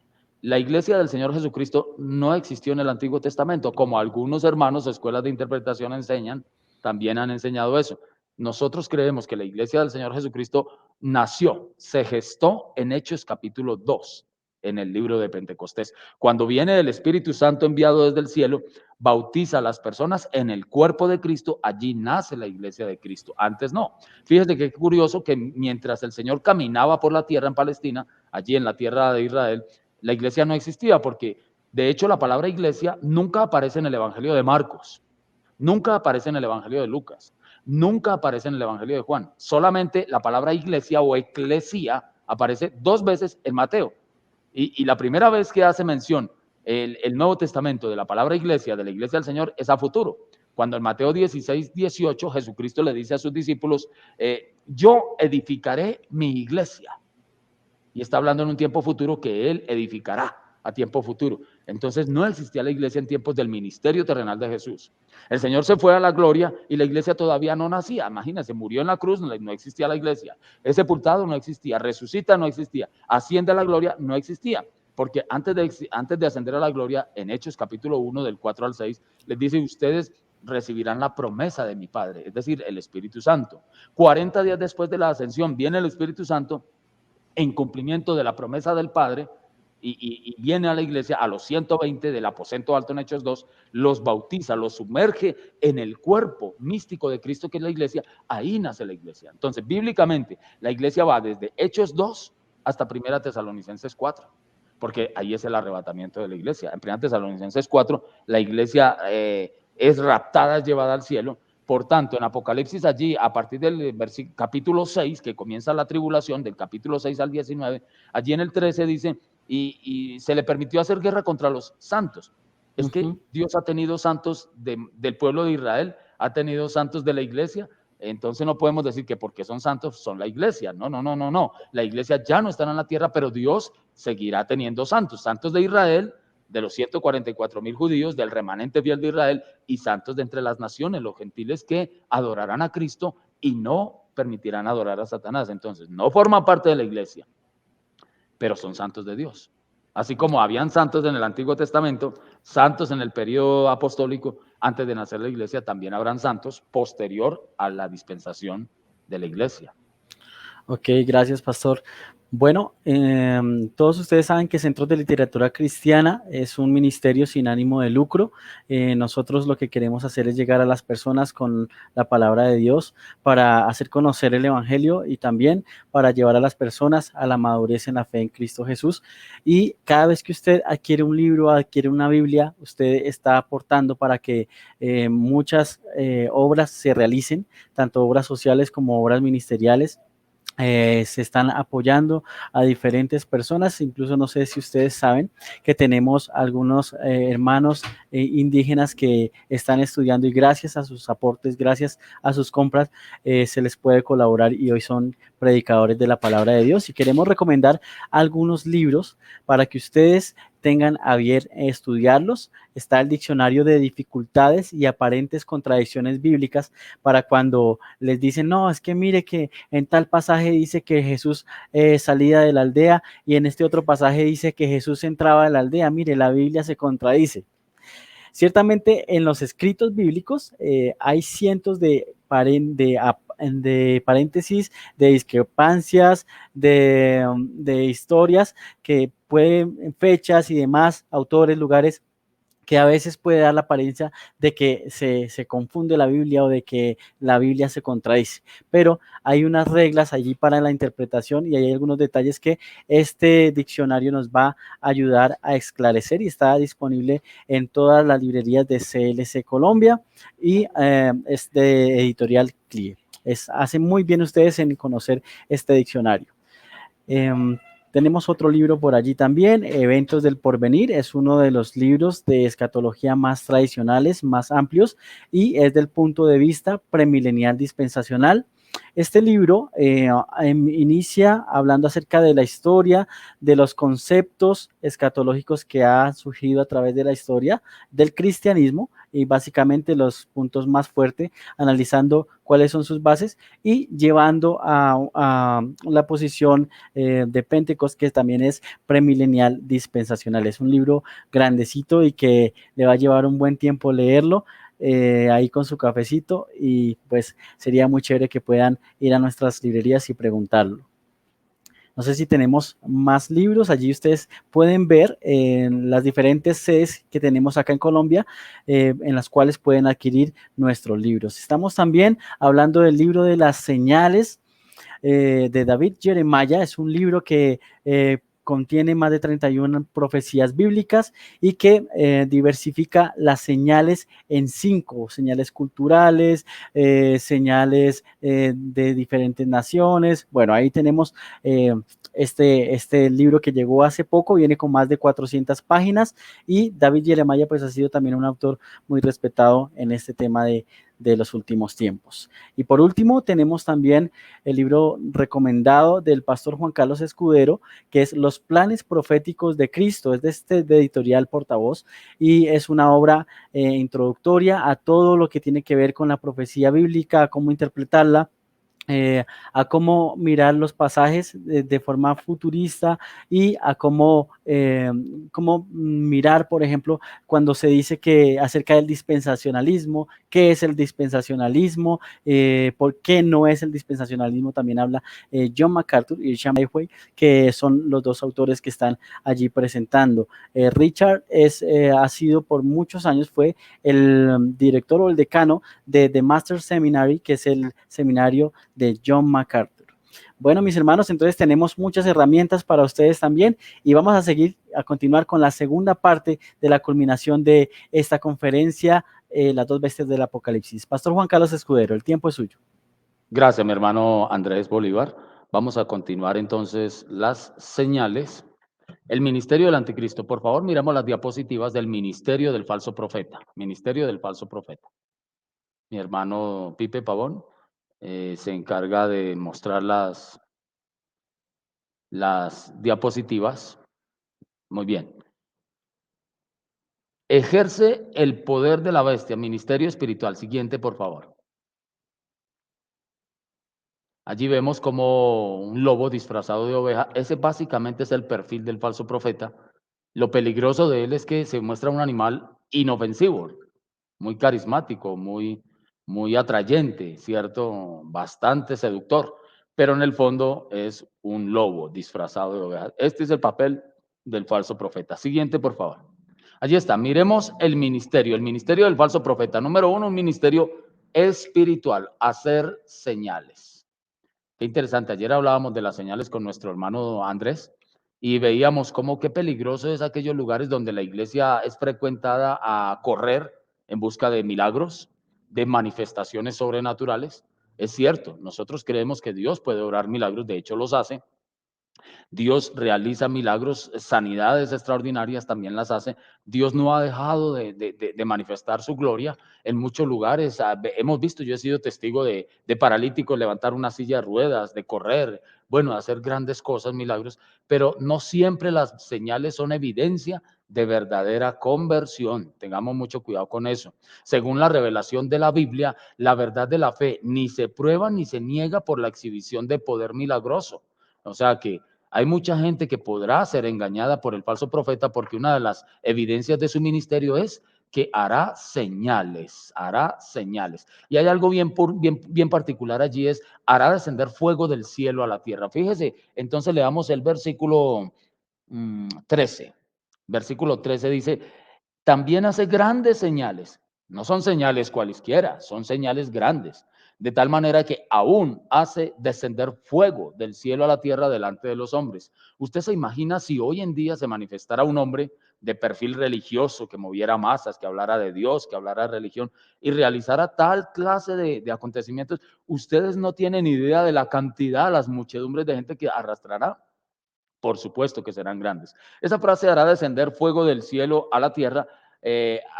Lo vemos en algunas ocasiones en la Biblia y quiero invitarle a que me acompañe rápidamente cómo Dios ha demostrado en reiteradas ocasiones en la historia bíblica su poder sobrenatural al enviar fuego del cielo a la tierra. Acompáñenme a algunos pasajes de la Biblia y volveremos a nuestro texto de Apocalipsis 13.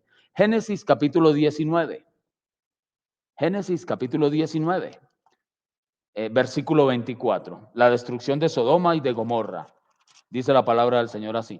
Entonces Jehová hizo llover sobre Sodoma y Gomorra azufre y fuego de parte de Jehová desde los cielos. Ahí está muy claramente que el Señor Jehová hizo llover sobre Sodoma y sobre Gomorra azufre y fuego de parte de Jehová desde los cielos. Acompáñenme al primer libro de los Reyes, capítulo 18. Primer libro de los Reyes, capítulo 18, los versículos 37 al 39. Capítulo 18, los versículos 37 al 39. Dice, respóndeme Jehová, respóndeme para que conozca este pueblo que tú, oh Jehová, eres el Dios, y que tú vuelves a ti el corazón de ellos. Entonces cayó fuego de Jehová y consumió el holocausto, la leña, las piedras, el polvo, y aún lamió el agua que estaba en la zanja. Viéndolo todo el pueblo se postraron y dijeron, Jehová es el Dios, Jehová es el Dios. Interesante, ¿no? Mediante esta manifestación llevó a todo el pueblo a postrarse el rostro en tierra y a proclamar que Jehová era el Dios. Cuando el falso profeta haga llover fuego del cielo a la tierra, las multitudes serán fácilmente engañadas y dirán, este hombre viene de parte de Dios, porque solo Dios hace ese milagro. Lloverá fuego del cielo. Qué interesante esto. Ahora miremos Segundo de Reyes, capítulo 1, versículo 9. Segundo de Reyes, capítulo 1, versículo 9, hasta el 12. Estamos hablando de, el contexto de Primero de Reyes era el profeta Elías, un hombre que oró a Dios e hizo llover fuego del cielo a la tierra. Era el profeta Elías. Ahora, en Segundo de Reyes 1, 9 al 12 dice la palabra del Señor así. Luego envió a él un capitán de 50 con sus 50, el cual subió a donde él estaba. Está hablando del profeta Elías. Y he aquí que él estaba sentado en la cumbre del monte. Y el capitán le dijo, varón de Dios, el rey ha dicho que desciendas.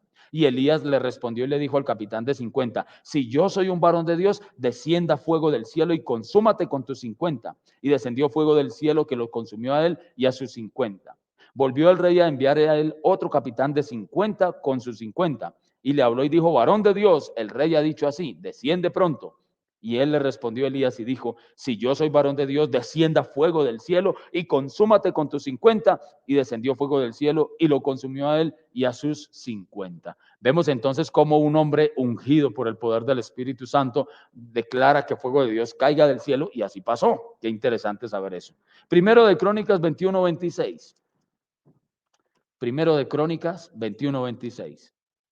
Dice la palabra del Señor de la siguiente manera. Si no alcanza a llegar al texto, tome nota nomás. Primero Crónicas 21, 26 y escuche. La palabra dice así, edificó allí David un altar a Jehová en el que ofreció holocaustos y ofrendas de paz. E invocó a Jehová, quien le respondió por fuego desde los cielos en el altar del holocausto. Ya está el contexto de David. Orando al Señor, le ofrece altares, le ofrece holocaustos y ofrendas al Señor. Y el Señor le responde enviando fuego desde los cielos hacia el altar de los holocaustos. En contexto de Abraham, Génesis 19, en el contexto de Elías, primero de Reyes y segundo de Reyes, en el contexto de David, primero de Crónicas 21, 26, en el contexto de Salomón, segundo de Crónicas, capítulo 7, versículo 1. Segundo de Crónicas, capítulo 7, versículo 1, en la consagración del templo, dice la palabra del Señor así, cuando Salomón acabó de orar, descendió fuego de los cielos y consumió el holocausto, las víctimas y la gloria de Jehová llenó la casa. Este es el contexto de la dedicación del templo de Salomón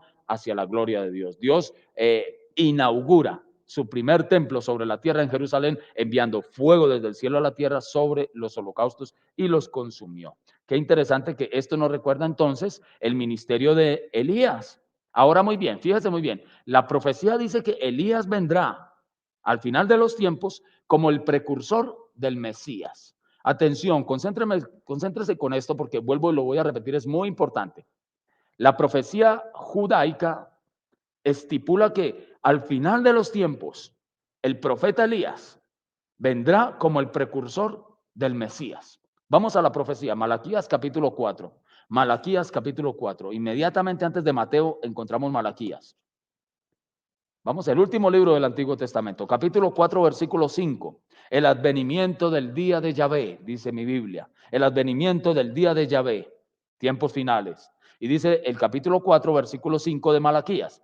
He aquí, dice el Señor, que yo envío el profeta Elías antes que venga el día de Yahvé, grande y terrible. Qué interesante es esto, ¿no? Entonces, el ministerio de Elías es el precursor del Mesías según Malaquías capítulo 4. Asimismo, el falso profeta será el precursor del antimesías, del anticristo.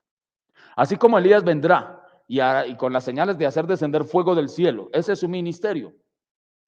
Esa señal milagrosa describe el ministerio del profeta Elías, según lo vimos en primero y segundo de Reyes, de la misma manera. Y Elías va a preparar el terreno del Mesías. Fíjese qué interesante esto. Asimismo, el falso profeta viene a ser el precursor del antimesías o tomará el papel de Elías, porque va a realizar el mismo milagro que Elías hizo. Vamos a Apocalipsis 13 nuevamente. También hace grandes señales, capítulo 13, versículo 13, de tal manera que aún hará descender fuego del cielo a la tierra delante de los hombres. O sea que el falso profeta será el precursor del antimesías o del anticristo. Ese es su propósito supremo. ¿Y cuál es su máximo objetivo? Engañar. Fíjese que ahí lo dice muy bien, engañar. Versículo 14. Engaña a los moradores de la tierra con las señales que se le ha permitido hacer, mandando que le hagan imagen a la bestia. Entonces el verbo engañar es un verbo también fuerte y está en un tiempo presente de indicativo. O sea que ese será su hábito. El falso profeta logrará engañar de manera constante a la humanidad para que todos adoren al anticristo, para que todos adoren a la primera bestia. Muy bien, qué interesante es esto, ¿no? Entonces, allí vamos viendo cómo hará grandes señales, promoverá la adoración de la bestia. Ya lo estuvimos mirando de que él será el instigador, el inspirador de que esa imagen recobre vida y se haga adorar a sí misma so pena de muerte. Hace unos minutos decía, los tiempos de los gentiles con Nabucodonosor, levantó una estatua de sí mismo, exigió adoración a la estatua o los mataba. De la misma manera, los tiempos de los gentiles, que es una expresión única en toda la escatología bíblica, los tiempos de los gentiles, y solamente salió de la boca del Señor Jesús. Jesucristo de la gloria dijo, y Jerusalén será hollada por los gentiles hasta que los tiempos de los gentiles se cumplan. Lucas capítulo 21, versículo 24. Allí está, única expresión en toda la Biblia, los tiempos de los gentiles de labios de nuestro Señor y Salvador. Ahora bien, esos tiempos de los gentiles nacieron de esa manera y culminarán, es como si fuera un círculo vicioso y se cerrará nuevamente el círculo al final de los tiempos. Habrá un dictador mundial, mucho más poderoso que Nabucodonosor. Una estatua de él será levantada y el falso profeta, el pregonero de Daniel capítulo 3, el que profetizaba y pregonaba que todos tenían que postrarse y adorar a esa estatua del rey, es el falso profeta, el pregonero de Daniel capítulo 3. Es tipo del falso profeta. Ahora, me llama la atención que dice, y se le permitió. Por favor, vamos a leer los versículos 14 y 15. Dice, y engaña a los moradores de la tierra con las señales que se le ha permitido hacer. Qué interesante saber esto, ¿no? Se le ha permitido hacer. Subraya esa frase en el versículo 14. Se le ha permitido hacer. Y el versículo 15 inicia de la misma manera. Y se le permitió infundir aliento a la imagen de la bestia.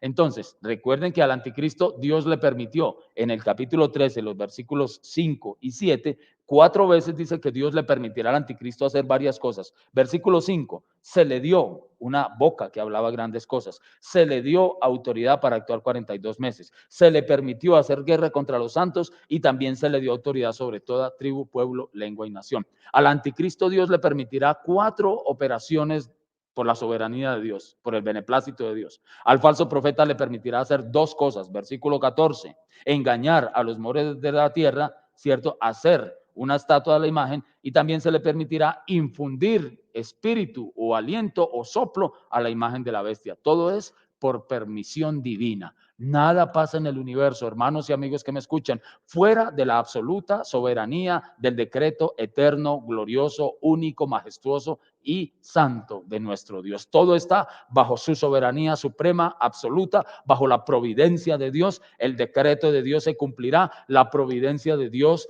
es maravillosa y tiene cumplimientos. Hay providencia de Dios permisiva, directiva y decretiva, hermanos. Atención con eso, la providencia, que es el cuidado que Dios tiene, el control que Dios tiene de toda su creación, muchas veces es permisiva. Dios les permite a la gente, a los hombres, a los seres humanos, a los espíritus, a los ángeles, a los demonios operar hasta cierto nivel. Esa es una providencia permisiva. Hay una providencia directiva donde Dios guía todos los eventos de las naciones hacia un fin predeterminado por Dios, y hay una providencia decretiva. Esa providencia es la más poderosa, la más abarcadora, la más eterna, la más gloriosa, la más omnipotente, y es que lleva todo el curso de la historia hacia un fin, y solamente un fin predeterminado en la eternidad para la honra y gloria de Dios. Providencia permisiva, directiva y decretiva, el cuidado de Dios. Entonces vemos que estos 2 personajes que serán los grandes hombres del mundo, los más poderosos del mundo, en el ámbito religioso, el falso profeta, y en el ámbito diplomático, político, propósito el anticristo. Ellos van a manipular el mundo, van a amasar el mundo, van a dominar, van a subyugar,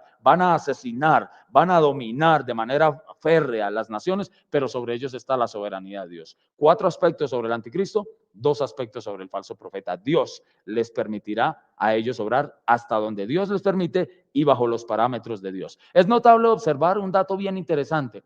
Este es el capítulo de mayor oposición a Dios en toda la Biblia, hermanos. El mayor capítulo, el capítulo donde vemos la mayor oposición humana, angelical y divina, angelical y demoníaca, en contra de Dios, es el capítulo donde la soberanía absoluta de Dios brilla como ningún otro pasaje de la Biblia, hermanos, de manera continua y evidente. Mire, tome nota de eso. El capítulo 13 de Apocalipsis es el capítulo de la gran rebelión mundial, es el capítulo de la gran apostasía mundial encabezada por estos 2 hombres. A su vez, ese capítulo brilla en 6 ocasiones, la manifestación todopoderosa de Dios sobre los asuntos, sobre los planes malvados y maquiavélicos de estos 2 grandes hombres de la bestia y el falso profeta. Qué interesante hacer esto. Entonces, número 1, el anticristo hará por favor, ampliemos la diapositiva una vez más. Entonces, número 1, hará señales. Número 2, promoverá la adoración de la bestia. No promoverá la adoración, ese será su propósito y de eso ya he hablado. Así como el Espíritu Santo, su gran propósito es promoverá adoración mundial hacia Cristo. En un concierto, en un grupo de ayuno, de oración masiva, gigantesca, cuando hay una manifestación del Espíritu Santo, indefectiblemente, ortodoxamente, toda esa gente será llevada a adorar por parte del Espíritu Santo a Cristo. A nadie más, porque ese es el supremo objetivo del Espíritu Santo al venir desde el cielo a la tierra, honrar, darle la gloria a Cristo, como Cristo también lo hizo para su Padre. Controlar a los hombres socialmente. Vamos a mirar otros aspectos aquí, avanzando porque el tiempo se nos ha ido. Controlará a los hombres socialmente. Esta segunda bestia será la responsable de poner el sello, como ya lo había dicho, de la primera bestia sobre los moradores de la tierra. No es una tarea del anticristo. El sello es impulsado por la religión, por la cabeza religiosa mundial. Tenga muy en cuenta eso. Entonces no estemos pendientes de un líder económico, del G8, del Banco Mundial, del Fondo Monetario, de que el chip, de que la marca de la bestia viene de la economía. En realidad no. Bíblicamente, quien será responsable de poner el sello de la primera bestia sobre los moradores de la tierra es tarea del falso profeta o de la segunda bestia. Obsérvense que la marca es puesta en todos los habitantes de la tierra. Vamos a leer, por favor, versículos 16 y 17. Y hacía que a todos, esa frase es abarcadora, es mundial, hacía que a todos, pequeños y grandes, ricos y pobres, libres y esclavos, se les pusiera una caragma, que viene de carácter, ya lo había explicado, está en el carácter, está en la esencia misma de las personas, en la mano derecha o en la frente. Se les pondrá una marca, caragma. Recuerdo un versículo en Hebreos capítulo 1, versículo 3. Hebreos capítulo 1:3, hablando de Cristo, el Hijo eterno de Dios. ¿Saben qué dice Hebreos 1:3? Dice, Él es el resplandor de su gloria y la imagen misma de la sustancia del Padre. Es una expresión cristológica inmensamente poderosa, muy contundente sobre la deidad de Cristo.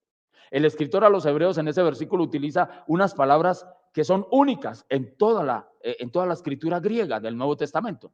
Por ejemplo, cuando dice Él es el resplandor, el apaugasma de Dios, es un brillo, es el resplandor de Dios, el resplandor de su gloria, de la doxa de Dios. Y la imagen misma, esa expresión, la imagen misma, en el original griego de Hebreos 1:3 es carácter. Entonces, hablando del Hijo de Dios, dice, el Hijo de Dios es el carácter mismo de Dios. ¡Wow! ¡Qué definición tan contundente de deidad suprema de Dios! Cristo, el Hijo de Dios, es en esencia exactamente igual al Padre.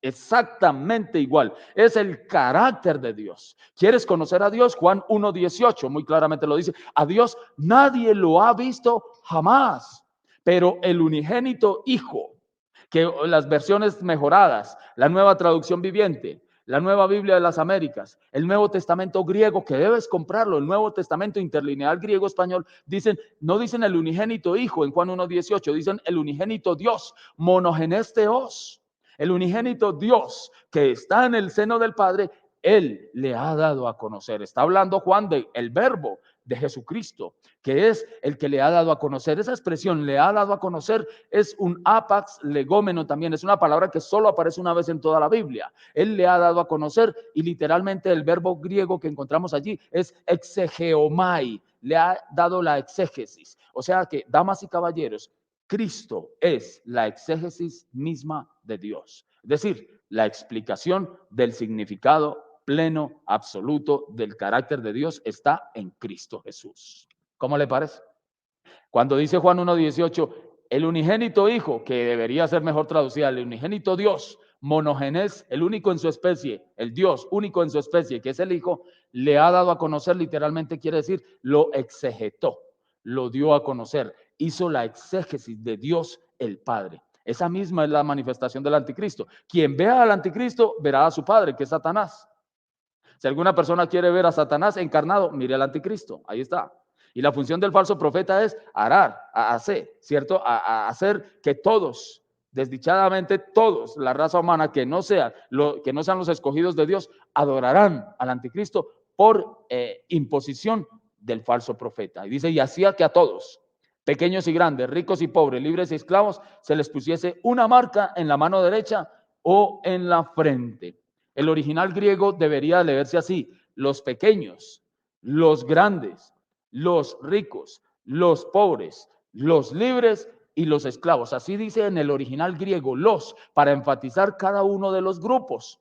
Y también el original griego dice y. Hay una figura de dicción allí llamada polisíndeton, que quiere decir que a cada frase debe añadírsele el y, la conjunción y. Es un polisíndeton donde el original griego utiliza el y en todas y cada una de las frases del versículo 16. Entonces deberíamos de leer así: y hacía que a todos los pequeños y los grandes y los ricos y los pobres y los libres y los esclavos se les pusiera una marca. ¿Qué quiere decir con esto el Espíritu Santo en el idioma griego original? Que todos y cada uno de los habitantes de la tierra, los moradores de la tierra, los incrédulos que no tengan el sello de Dios en la frente, recibirán el sello de la bestia en su frente, y todos, grandes y pequeños, de todos los estratos sociales y políticos, serán controlados de manera absoluta, total, dictatorial, opresiva, final, por parte de esta bestia, falso profeta, para que adoren al anticristo. Termino con esta parte, hermanos. Quisiera leerle los pensamientos en cuanto a la naturaleza de la marca o del caragma de algunos expertos a través de la historia de la iglesia. Escuche, por favor, 3 opiniones de grandes teólogos con respecto a la marca, a la naturaleza de la marca que el anticristo, que el falso profeta impondrá sobre las naciones. ¿Qué significa la marca? Miremoslo en la historia de la iglesia. El teólogo Robert Thomas, del Masters Seminario en Los Ángeles, dice de la siguiente manera: la marca tiene que ser alguna clase de sello, similar al que se le daban a los soldados, a los esclavos y a los devotos del templo en los días de Juan. En el Asia Menor, los devotos a las religiones paganas se deleitaban en mostrar dicho tatuaje como emblema de pertenecer a cierto Dios. Así como en ese entonces sacaban pecho y se mostraban los tatuajes en su mano derecha y decían: mire, yo pertenezco al dios Poseidón. Sacaban pecho. Otros decían: yo soy del dios Serapis, de la medicina, o de Esculapio, yo soy de Atenea. Ellos sacaban el pecho, mostraban los devotos a esas religiones, se deleitaban en mostrar sus tatuajes, sus insignias, sus emblemas de pertenencia a cierto Dios. Eso decía Robert Thomas, cierro comillas. Otro teólogo contemporáneo de la Reforma llamado Ethelberto Bullinger, del siglo XVI, dice así, y cito, abro comillas: caragma aparece en los papiros siempre conectada con el emperador, y algunas veces contiene su nombre y efigie, con el año de su reinado. Siempre era necesaria para comprar y vender. Se encontraba en toda clase de documentos, haciéndolos válidos. Caragma es, por tanto, un sello oficial, cierro comillas. Mire cómo hace 500 años E.W. Bullinger, uno de los reformadores en Europa, decía que caragma siempre estaba conectada con el emperador. Me hace recordar Apocalipsis 13, que es la marca del nombre de la bestia, del anticristo. Y fíjese que dice que siempre era necesaria para comprar y vender. Y se encontraba en toda clase de documentos. Hermanos, esta marca, este sello de la bestia anticristo será impuesto en todos los ámbitos: económico, militar, de la salud, de todas las situaciones bursátiles, sociales, donde tú tengas cualquier documento de identidad, tiene que incluir esa marca, así como hace 500 años lo decía este hombre, y decía que básicamente Caragma se constituía en un sello oficial. Ya estoy recordando el carnet de la vacunación del COVID-19. Se le está exigiendo en muchos países y en muchas instituciones de otras naciones de que usted debe presentar el carnet de vacunación con su esquema de 2 dosis para poder tener ingreso a un evento multitudinario. Debes tenerlo, o si no, no te van a dar ingreso. Y otro hombre alemán, estudioso, muy profundo de las escrituras del griego, llamado Adolf Weizmann, alemán, dice de la siguiente manera: en los papiros, los documentos oficiales tienen frecuentemente el nombre y la imagen del emperador, con la fecha como el sello oficial. También hablan con mucha autoridad porque han investigado la arqueología, los papiros, toda esta situación de la historia antigua, del cristianismo antiguo, y dice que los documentos oficiales tenían frecuentemente el nombre y la imagen del emperador. Recuerden Apocalipsis 13:16, habla de el que no tuviese la marca o el nombre o el número de su nombre. Hay unas equivalencias completas. El nombre que equivale al nombre el número que equivale al nombre del anticristo, y la imagen o la efigie o el rostro de ese último dictador mundial. Controlará a los hombres políticamente y que ninguno pudiese comprar ni vender. Habrá un monopolio mundial absoluto, absoluto. Si ahora solamente con un carnet sencillo de vacunación usted está siendo impedido de frecuentar muchos lugares, ¿qué será en ese entonces cuando no solamente tenga que ver con la salud, sino con su economía, con su visa, con su pasaporte, con su dinero, cash money, todo esto en efectivo? Hermanos, será una manipulación total y estamos a las puertas de eso. Ya esta situación, la gente está programada para recibir una marca acá, le van a leer con un escáner el chip en la frente, como ahora lo hacen con la temperatura, lo hacían meses atrás acá en Colombia, no sé en otras naciones hasta cuándo lo hicieron, pero aquí se hizo por mucho tiempo y usted no podía tener, si tenía una temperatura alta, si tenía fiebre, ya no podía entrar. Y muchas restricciones que ya nosotros somos testigos de eso, nos presagian, nos preanuncian que estamos en la antesala de la tribulación venidera.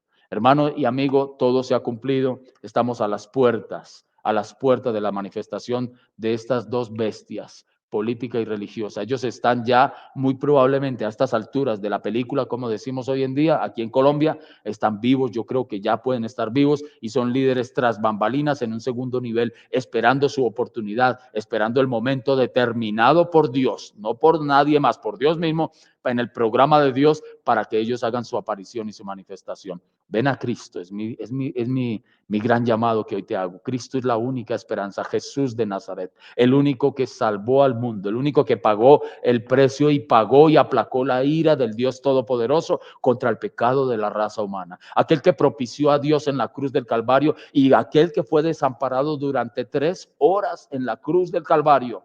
3 horas hubo tinieblas sobre la cruz de Cristo y él gritó: Dios mío, ¿por qué me has desamparado?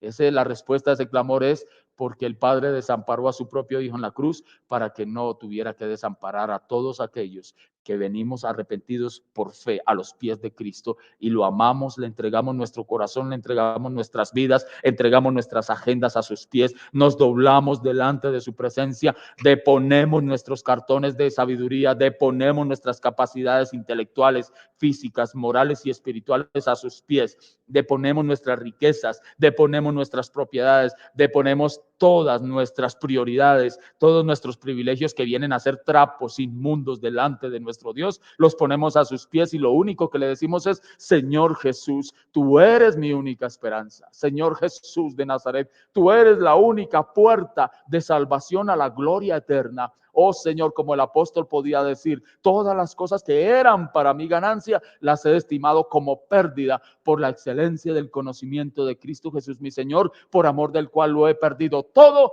y lo tengo por estiércol, por excremento tirado a los perros. Literalmente eso fue lo que pasó con el apóstol. Y yo te digo hoy a ti, quien quiera que seas tú que me escuchas en cualquier nación de Latinoamérica, desde México hasta Chile que me estás escuchando, es tiempo de desistir de todo lo que tú puedes tener, de todo lo que tú puedes confiar, de en qué todo lo que tú te estás apoyando. Suelta esas cosas y le puedes decir al Dios de la gloria: solo en ti está mi justicia, solo en Cristo está mi esperanza, solo en Cristo está mi redención, solo en Cristo Cristo está mi pasaporte a la gloria celestial eterna.